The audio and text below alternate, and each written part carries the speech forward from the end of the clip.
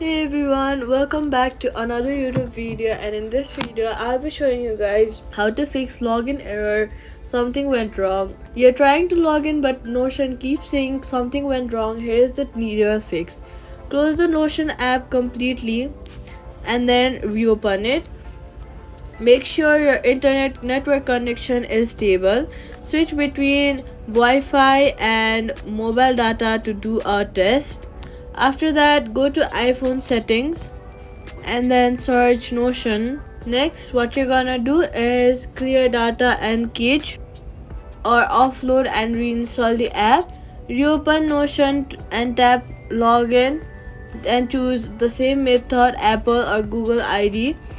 If you're using email, tap send magic link, open your inbox and tap the latest link. Subscribe for more real app fixes that actually work.